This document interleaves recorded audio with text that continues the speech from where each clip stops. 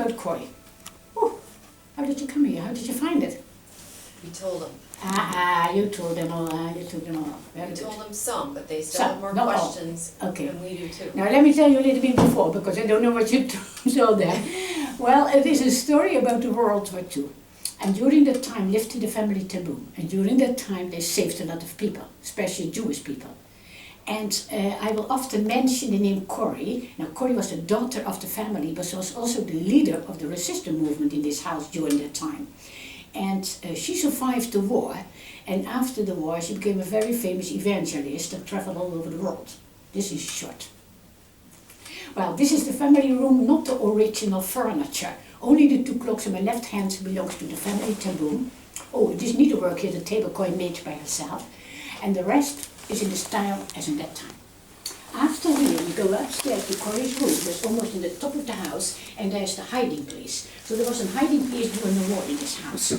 And upstairs is also a small museum about the World War II, and I'll tell you more about it later. And then we go down to the last room, the dining room. Now, the most of the story I tell you here, because you can sit here. This is my biggest room, the rest is all smaller, you will see that. And before I tell you the story, I want to say this. We want to pass on what Corrie did, a little bit what Corrie did when she went through the world and bringing the message of God's love and forgiveness to the Son of Jesus Christ. There was a Christian family, so it is a Christian story. Huh? Well, it is allowed to make pictures, but only in the hiding place room upstairs. Oh, you have your pictures already. Okay, sometimes I close my eyes. Well, you know what it was. There was a problem. First you could make pictures everywhere in the house, there was no problem. But then they misuse it in the United States. So my boss said, so we have to stop that. It's only in the hiding place. Only in the hiding place, the movies. But he's not here, so. And sometimes I close my eyes, so there's no problem. So when you make a picture, there's no problem. Yeah. And when you have questions, please wait until I finish my talk. And then you can ask me what you want. There we go. In 1837, the grandfather of Corrie, Willem ten Boom, founded here a clock and a watch shop. He was married with Elizabeth and they had an eldest son, Caspar. Now Caspar became the father of Corrie ten Boom. But first I want to go back to Corrie's grandfather, Willem. Willem had already very much love for the Jewish people and he passed it on his children and they did on this, and generation to generation was very much love for the Jewish people in this family. I tell you this because these were not just words, but also deeds. They even gave their life for the Jewish people in World War II. Caspar Corrie's father grew up and became a clockmaker as well, but he settled in the center of Amsterdam. There he had a clock shop, but also met a girl, Cornelia, married her, and they had 4 children. Betsy, Willem, Nolly, and Corrie. Corrie was the youngest. When Corrie was about 6 months, her grandparents, who lived here, died, and Corrie's father inherited this house and a shop. So the whole family came back from Amsterdam here to Haarlem and came to live above the shop, and had immediately wide open doors to everybody, but especially to those who were in need. Apart from father, mother and the 4 children, they shared this little home with 3 aunts, 3 sisters of Corrie's mother, and later by a succession of foster children. I think it was pretty crowded in that time, eh? Yeah. Well, the children ten Boom grew up, and when the years went by, Corrie's brother William and sister Nolly left home to get married. Corrie's mother and the aunt died, and Corrie was left with her father and sister Betsy. Now the family ten Boom was not a really poor family, but certainly not rich, and I think because of 2 reasons. First of all, they shared everything they had with other people, and I mean everything, house, food, money, and also Corrie's father was not a businessman. He repaired the clocks and the watches, but often forgot to ask money for that, so he will not be rich in that way. And that changed when Corrie came in the shop to help. She was always a very practical woman. She immediately saw what was wrong, and she took care of the bookkeeping, and that was better. She worked together with her father downstairs in the shop, but before she did that, she went to Switzerland for a year to learn to be a watchmaker as well, and she became the first female licensed watchmaker in Holland. Besides, she and Betsy ran scouting clubs, Corrie taught Bible lessons at Sunday school and public school, and she worked with mentally handicapped people. So she was a very active lady, and so was her whole family. Now, So lived this family ten boom, very active but peaceful until the World War II broke out in Holland in May 1940. And the Nazis occupied Holland for 5 years. Then a lot of things changed, of course. Although not so much in the beginning, but then slowly the Nazis took over. For example, they cut off telephones, confiscated radios and cars, later the bikes as well, rationed the food, and the Jewish people had to wear the yellow star.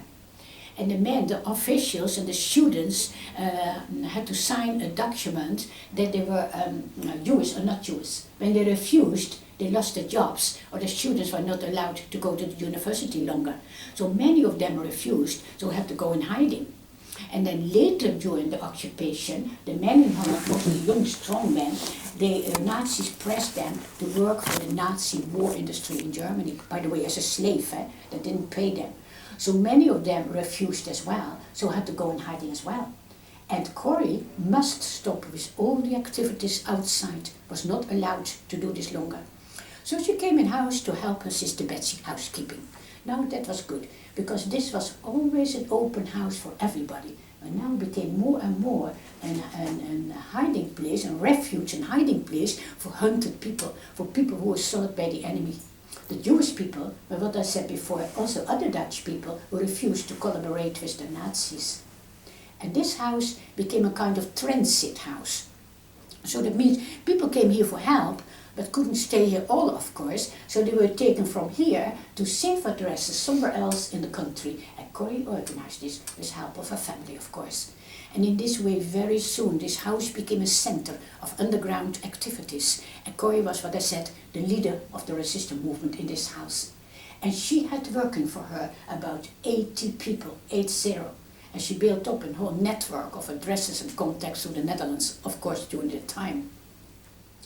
Now many people came here for help, many problems as well, because war or not war, life went on. For example, Jewish ladies came here, were pregnant, what to do with the newborn baby? Jewish people died, where to bury them? All these kind of problems for Corrie and more. But the biggest problem for her at a certain moment was the food problem. There was not so much food in Holland in that time. And also, you received only food with ration cards. And you received the ration cards for the number of family you consisted of. Now for the Nazis, this family consisted of 3 persons, father, Betsy and Corrie. So they received for 3 persons ration cards. But in reality lived here 9 people permanently. 3 ten booms and 6 people in hiding, together with the family ten boom. They didn't go to safe addresses somewhere else. They stayed in this house in hiding. First of all was that Mr. Meyer Mossel, who was a Jewish cantor in the synagogue in Amsterdam. Another Jewish man, 2 Jewish ladies, and 2 boys of Corrie's resistance movement. So they stayed in this house in hiding. And then you had all the people who stayed a couple of hours, sometimes a couple of days, before they were taken to safe addresses, and they all need food, of course. So this was a big problem for Corrie. Then she heard about a friend of her, and this man was working at a food office. Now a food office in that time in Holland issued the ration cards. So she went to him for help, and this man was willing to help. He provided extra ration cards for Corrie. Believe me, this was very brave because it was dangerous to do, but he did. So this problem was solved for Corrie. But then, with more and more people coming in for help, so that's another problem, a security problem. They lived here together as a family, a little bit like we do now here, but that time was even more crowded. And there was no hiding place in this house. And that was too dangerous, because the Nazi soldiers searched the houses any time they want. So they need special for the 6 people a hiding place. Well, one of the members of Corrie's resistance movement was an architect, and he built in the top of the house in Corrie's room a hiding place. Now I'd like to tell you more about the hiding place when I show you the hiding place later. Is that okay for you, huh? Thank you. Further, they put an electric alarm system all through this house. At the different places, buzzers, alarm bells. And they practiced with the buzzers until the 6 people in hiding had hidden themselves in 70 seconds upstairs in the hiding place. So it's just more than a minute, so you understand they practice every day. And finally, they placed an all-safe signal in the side window of the dining room downstairs. I show you later the sign, but the sign was a wooden advertisement plate of Swiss clocks. So it was not so unusual in this house. And when the signal was in the window, it was safe to enter the house. When it was not in the window, then the Nazi soldiers were in the house. And then the people outside knew that to go to another place. So they had all these things. And this house was known in Holland as the most cozy, joyful underground address in Holland. They had a lot of fun together. And they made music. Corrie played the piano. Mr. Meijermosse was a cantor, so he could sing beautifully. But this man, when he was singing and praising God, he always forgot that he was in hiding. He did it too loud. The neighbors could hear, but even in the street you could hear the noise sometimes. So that was too dangerous. So the neighbors came every time, warning Father ten Boom and said, don't make such a noise with the Jewish people, because they're everywhere traitors. And they said, when you help the Jewish people, the Nazis kill you for that. And they did. And Father ten Boom said always, when I have to die, it will be an honor for me to die for God's chosen people. And he went on helping Jewish people, no problem. They saved hundreds of people. I don't know exactly the number, because they never counted, but it was about 800 people were saved through the groups. That's a lot, eh? And that was going well for a long time, until the 28th of February 1944. And that day, a man came in the shop, and this man asked for Corrie. Now, Corrie was in that time sick in bed, but she came out and talked with the man. And the man had this story. He said, I heard you helped always Jewish people, so did my wife. But the Gestapo came, arrested my wife, and she is in prison now. But I can get her out of prison for 600 guilders. But I haven't 600 guilders. Do you have that for me? And Corrie, with the warm heart for people in need, said, yes, I will help you. But I haven't 600 guilders now, come later back. So the man left the shop. Corrie collected 600 guilders, gave it to her sister Betsy, and she went back in bed. Shortly after that, the bell rang at the side door. So it's the door you came in just before. Betsy went to that door, but before she opened the door, she looked over through the little glass window in the door to see who's outside. And she saw the man standing, so she took the money. But she didn't trust it completely, because she saw also here in this side street and in the main street, everywhere cars. Now in 1944, no Dutchman possessed a car, only the Nazis. So she didn't trust it and pushed one of the alarm bells close to the door, and then she slowly opened the door. And she was right, this man had not a true story, he was a traitor, and he worked together with the Nazis. And the Nazi soldiers were with him, so came in the house. But here upstairs in the meantime, they heard the alarm, and what they used to do, ran to the hiding place along Corrie was in bed. Corrie came out, helped the people inside, closed the door behind them, and went back in bed, just in time. The door flew open, and the Nazi soldier shouted, who are you? Come out of your bed, and so on. Corrie came out and said her name. He said, well, you are Corrie ten Boom, and you are the leader of the resistance movement in this house. You can tell me where is the hiding place and where are the Jewish people? This man knew everything. And Corrie said, I don't know what you're talking about. The man didn't believe her, of course, so he took her to another room for interrogation. Now that was not nice. Because she didn't answer his questions, he slapped her and beat her and with the head against the wall, now until the blood came. And it hurt her, of course, so she was afraid that she will betray the people in hiding. So she prayed loudly to the Lord and said, Lord Jesus, please protect me. And the man heard the name of Lord Jesus and became so angry. He said, stop calling that name, otherwise I kill you. But he stopped beating, took her further down to the dining room, and there was Betsy, Corrie's sister. He saw her and hurt her in the same way. In the meantime, the Nazi soldiers went through the house, looked everywhere, and made a mess of this house, but didn't find anything. Meanwhile, Betsy, Corrie's sister, came back from the hearing to the dining room. And while she entered the dining room, she saw that she had something forgotten. She had forgotten to take away the all-safe signal out of the window. It was still there. So she walked along, knocked it down as by an accident, and left it on the floor. But There was a Nazi guard in the room, and he saw it, and he picked it up and he placed it back in the side window. So you can understand what happened. People came along and saw the sign and thought it is safe to ring the bell. So the bell rang and rang and rang as every day. And the Nazis arrested, became a trap. And they arrested that day 36 persons, included 6 tamboons. 3 who lives here, Father, Betsy and Corrie, but also Corrie's brother William and sister Nolly, who lived on the other side of the city that day, came just that day with St. Peter for Bible study. Friends, neighbors, resistance movement members, 36. The Nazis didn't find anything, no Jewish people, no hiding place. So they left 2 Nazi guards behind in the house, because they were convinced that there were Jews somewhere in the house in hiding. And since they couldn't locate them, they hoped to starve them until they surrendered.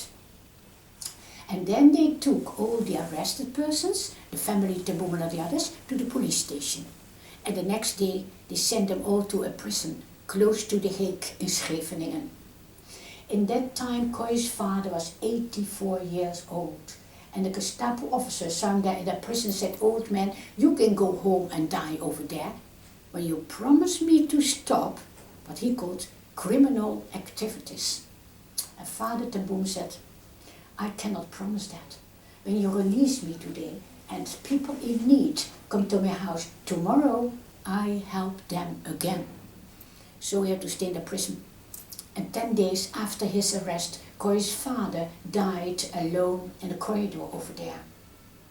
Shortly after that, they released all the others except Betsy and Corrie. They had to stay in the prison. Well, and what happened in the meantime is the people upstairs in the hiding place, I'd like to tell you also later when I show you the hiding place, is a little bit easier. Corrie and Betsy stayed in the prison in Scheveningen about 3 months. And of course it was a hard time for them. And then they sent them to a concentration camp in that time in the south of Holland in Vught. They stayed there a while and finally they transported them in cattle trains to a women concentration camp in Ravensbrück in Germany. Now until that time Corrie had smuggled a small Bible and some medicines for Betty, her sister, hidden on her dress. But when you came there, they took everything from you. And at first they gave you a shower, then a very thin prison dress. It was not possible to hide anything under such a dress. And then you had to stand in line. And they searched every person, because it was not allowed to take anything with you into the barracks, and certainly not a Bible. Now there was Corrie standing in line, Betsy behind her, and all the women, and she had the Bible and medicines hidden on her dress. And then she prayed to the Lord and said, "Lord, will you please do a miracle, because I like to take my Bible inside." And the Lord did. It was her turn. The Gestapo men didn't search Corrie. All the women, Betsy behind her, but not Corrie. She was invisible for them. So she took a Bible inside, and very soon they started Bible study. And they were a blessing for a lot of women there.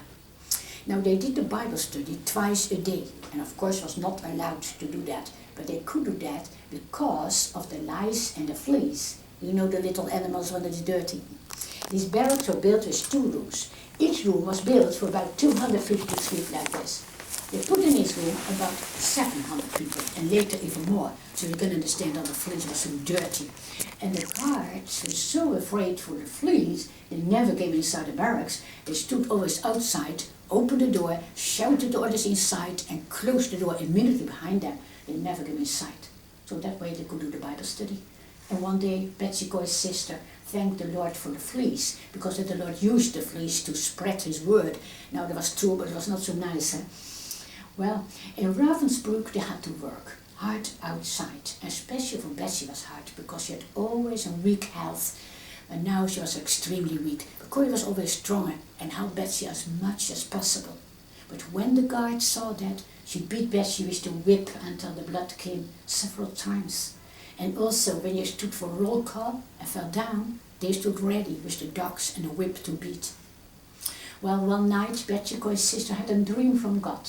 And she told about this to Corrie. She said, "The Lord told me, when the war is over, we have to take one of these concentration camps in Germany and make it a place of healing and recovery for all the hurted and homeless people after the war."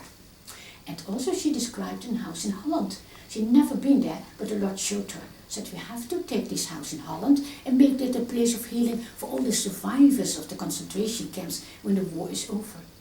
And then she said to Corrie, and you have to go all over the world and tell the people what we have learned here, that God's light shines in the deepest darkness, even in the hell called Ravensbrück, and that no pit is so deep that God is not deeper still, with his love and his everlasting arms under us. And you know that is true, because we experienced that. And Corrie promised God at that moment, when I come free, I bring this message everywhere. Betsy said another thing the Lord told her. Both will be free for the end of the year. And that was true. But another way than Betsy thought. Betsy died the 16th of December 1944 in Ravensbrück. She was free in heaven another way. And Corrie, they released Corrie about 10 days later. And again, it was a miracle. She didn't know about that at that moment. She heard afterwards, after the war, what happened in that time in Ravensbrück. Well, in that time the Nazis made a list and put on the list all the women of Ravensbrück of 50 years and older. Now, Corrie was in that time almost 52, so she belonged to that list. But they made a mistake, it was just a clerical error, and placed her on a list to release. And Corrie heard later that all the women of 50 years and older went to the gas chambers and died, and were thousands. And Corrie, they released Corrie at the end of 1944, beginning of 1945, so it was still wartime, hard to travel. But finally she came in the north of Holland, found a hospital and stayed there for a while because she was very weak in that time. But then when she felt better, she wanted to see her family. She didn't know about them because both her brother and sister had in their houses always Jewish people in hiding. So Corrie was afraid that they were arrested again, but she found both released. Her sister Norrie was quite well, but her brother William suffered so much that he shortly after liberation died. And Corrie's nephew Christian, 25 years old, never came back from the concentration camp Bergen-Belsen.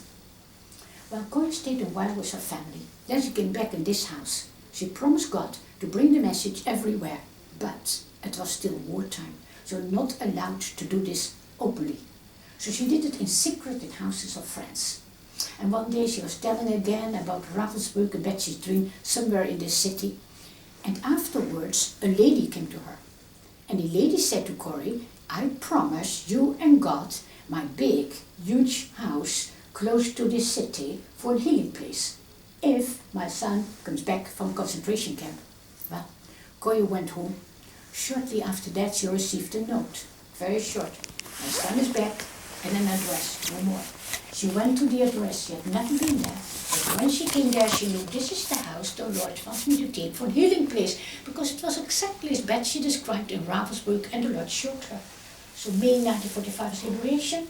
A lot of survivors found a place for healing in that house, and Corrie worked there for a while. Well, May 1945 was liberation in Holland. In that time we had also to do with collaborators and members of the Dutch Nazi Party. The Dutch Nazi Party as well in Holland in that time. Now, they were traitors in the eyes of the most Dutch people, and often also in the city. First of all, they took these people out of the houses, and especially the women, they shaved their heads, often they painted their heads as well, and everybody spit on them and called names, and mostly they took everything from them. So often these people lived like homeless people in the streets in that time. So Corrie saw these people in the streets, then she took them here in her house and took care of them, and later provided houses and jobs somewhere else in the country where nobody recognized them. I think that's real forgiveness, but she did that. And also the man who betrayed this family was arrested. Corrie heard about that, and immediately she wrote a letter to him in prison. She wrote, it comes for you, that my father died, and my sister, and my brother, and my nephew, and I suffered so much, but I forgive you. And she wrote more, it was a long letter. She wrote, I cannot forgive you by myself, but because Jesus lives in me, and therefore I can forgive you. And he will come into your life as well and make you a child of God. Because Jesus loved you so much that he died for you. Not only for me and my sin, but also for you and your sin. Believe that and confess your sin. And accept him as your Savior and Lord. And ask him to come into your life and to give you new life. He comes You have a brand new life, and so on. What I said was a long letter. This man wrote a letter back. He wrote that your God is such a God that he can make that you forgive me. I'd like to know this God. And Corrie heard later he gave his life to the Lord Jesus and accepted him as a Savior and Lord. Well, it was liberation in Holland, so Corrie started immediately in Holland, telling the people what happened with the family ten Boom, about Ravensbrück and everything. But the people in Holland didn't like to hear about the war longer. It was enough. So very soon she went to the United States. And I think she was almost a year over there. Then the Lord made it clear to her, Corrie, I want you back in Germany. She didn't like to go back to Germany, but she obeyed and went to destroyed and bombed Germany with people with guilty feelings. And everywhere there, she brought the message of God's love and forgiveness. And one day she was doing that again in a church somewhere in a city in Germany. And after her talk, she saw a man coming to her. And while she saw him coming, she was back in the mind in Ravensbrück, because this man was one of the cruel guards over there. And he came to her and he said, I know I did cruel things, but now I know also that God had forgiven my sin. But now I will ask you, will you please forgive me also? And there was Corrie, standing with the message of forgiveness, and she couldn't. She didn't answer immediately. She prayed first to the Lord and said, Lord, I cannot forgive this man. I hate him. But you can, and you live in me with your love, so I have only to obey, and you have to supply the feeling. She started to obey by stretching out her arm, and the moment she shook hands, she felt the love of God filled her for this man. And then she felt a warm current which started in the shoulder and shot down into the both hands. That moment she could say with the whole heart, brother, I forgive you. And every time, especially in Germany, she had to do that. It was not easy for her. Every time was a struggle. And people said to her, how can you forgive your enemies? That's impossible. Then she said always, when God asks us to forgive our enemies, he gives us the love and the strength to obey. She said always, we have only to obey and surrender to Jesus and trust him. And he will do it with his love and his forgiveness in and through us. And then we can forgive and love other people. She said always, don't do it by yourself. Let Jesus do it. We are weak, but he's strong. And this message she brought first in Germany. And then after a while, she sold this house. She had nothing else than the suitcases. And there she went where the Lord was sent, to more than 63 countries, everywhere, telling about God's love and forgiveness through his Son Jesus Christ. That Jesus not only died for us, but rose from the dead, that is alive and stronger than all the powers of darkness, that he is victor, not the Nazis. She did it during about 33 years. It was not always so easy for her. She went, for example, to Vietnam when the war was there, to the soldiers, behind the Iron Curtain that time in Russia, in prisons in Africa and Asia, Australia, North and South America, everywhere. Then she was about 84 years old. Then she stopped traveling around the world and moved to a small house in the south of California. 84, don't think she did nothing. Immediately she opened a house for everybody. Bible studies at home, TV programs all through the United States. She made 5 movies and she wrote 5 or 6 books in that time. Well, she did a little bit too much. Her heart stopped almost with beating and she had a heart surgery and received a pacemaker. Then they thought, with the pacemaker inside, I can go on. Yes, but then she had stroke after stroke after stroke. And the last years of her life, almost 5 years, she was completely paralyzed. She couldn't walk, she couldn't speak, nothing. She was in the bed in California. And people all over the world came to this house in California to pray with her and to comfort her. They thought, but they were comforted by her, because Corrie was radiating God's love and peace, was of the Lord himself was in that room. Corrie died on her birthday, the 15th of April 1983 in California, 91 years old, and she's buried there as well. Well, this is a story of the family ten Boom, not about heroes. They didn't like to hear that. They said always, we are so blessed that the Lord allowed us to serve him and others. That was the basis, the love to God, and from out this love, the love to other people. So in fact you can say this is a story about God, how God worked in and through people in those days, but still working these days. Huh?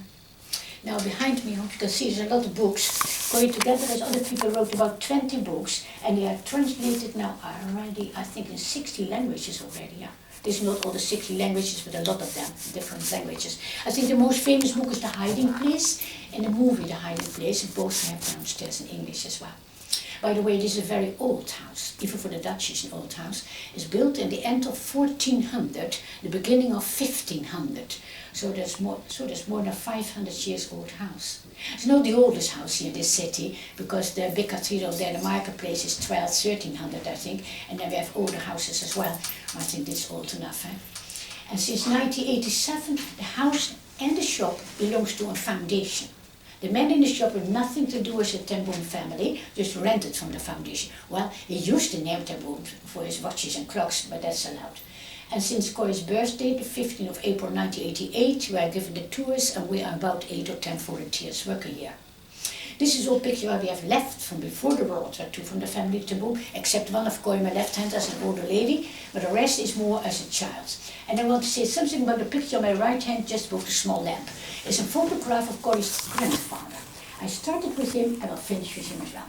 Corrie's grandfather came here in 1837, I told you that, but a couple of years later, at the beginning of 1844, Corrie's grandfather started here in this room with an interdenominational group of people, also Jewish people, to pray for the peace of Jerusalem and Israel. They did that every week, exactly 100 years. Because exactly 100 years later, the Gestapo came and arrested the family Ten Boom because they helped and saved the Jewish people. And for 100 years, every week they prayed for Israel and for the Jewish people. And Corrie's grandfather started with that. So please look around. When you have questions, please ask me. And when you're finished, then we go up to the hiding place room, okay? And I tell you a little bit about the picture there.